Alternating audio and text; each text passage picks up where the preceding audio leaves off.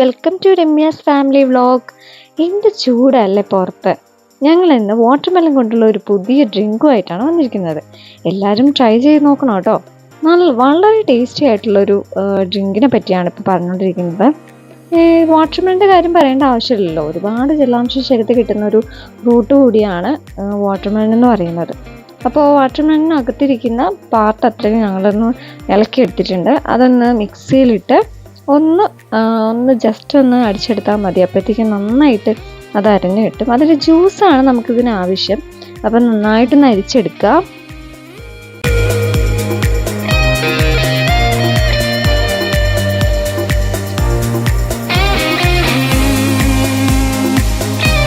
ഇപ്പം അതിൻ്റെ ജ്യൂസും കാര്യങ്ങളൊക്കെ എടുത്തിട്ടുണ്ട്. നമ്മളതൊന്ന് അടുപ്പത്ത് വെച്ച് ചൂടാക്കുകയാണ്. ഒന്ന് തിളയ്ക്കാറാകുമ്പോഴത്തേക്കും കുറച്ച് പഞ്ചസാര ഇട്ട് കൊടുക്കുക. പഞ്ചസാര മധുരത്തിനനുസരിച്ച് ഇട്ട് കൊടുക്കണം കേട്ടോ.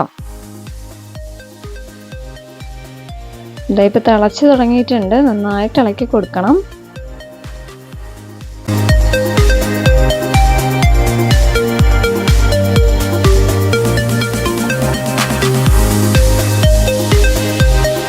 ഇത് നല്ലപോലെ തിളച്ച് വരണം കേട്ടോ. ഇതുപോലെ നല്ല തിളച്ച് വരുന്ന സമയത്ത് ചൈന ഗ്രാസ് ഇട്ട് കൊടുക്കണം. ഇതിപ്പം കാണിക്കാൻ പറ്റിയിട്ടില്ല ഇടുന്നത്, ഇപ്പോൾ സ്കിപ്പായി പോയിട്ടുണ്ട് കേട്ടോ. ഇത് നന്നായിട്ടൊന്ന് അതിലോട്ട് കിടന്ന് അലിയുന്നത് വരെ ഒന്ന് നന്നായിട്ട് ഇളക്കി കൊടുക്കുക. നല്ല അലിഞ്ഞതിന് ശേഷം ഇതുപോലൊരു പാത്രത്തിലോട്ട് മാറ്റുക.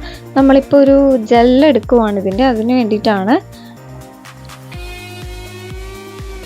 ഇതൊന്ന് കുറച്ച് തണുത്തതിന് ശേഷം ഫ്രീസറിലോട്ട് വെക്കുക. ജസ്റ്റ് ഒരു 10-15 മിനിറ്റ് വെക്കുമ്പോഴത്തേക്ക് സെറ്റാവും, ഒന്ന് തണുത്ത് കിട്ടും. അപ്പോഴത്തേക്ക് നമ്മൾ ഇതിനെ ഒന്ന് കട്ട് ചെയ്തെടുക്കുവാണ്.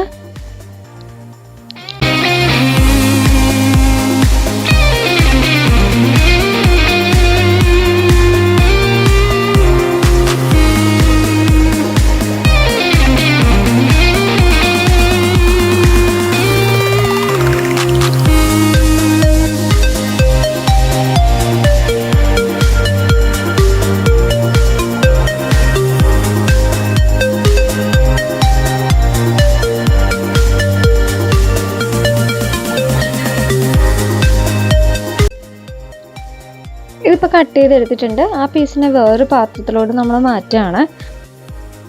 അടുത്തതായിട്ട് നമ്മളൊരു പാത്രത്തിലോട്ട് ചേർത്ത് കൊടുത്ത ആ ഒരു ജെല്ലിൻ്റെ കൂടെ തന്നെ കസ്കസ് കൂടെ ചേർക്കുകയാണ്.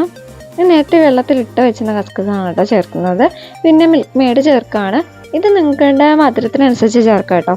നല്ല മധുരം വേണമെന്നുള്ളവർ ഇച്ചിരി കൂടെ ചേർത്ത് കൊടുക്കുക. ഞങ്ങൾക്കൊരു ആവറേജ് മധുരം മതി, അതുകൊണ്ട് തന്നെ ഞങ്ങൾ ആവശ്യത്തിന് മാത്രമേ ചേർത്ത് കൊടുത്തിട്ടുള്ളൂ.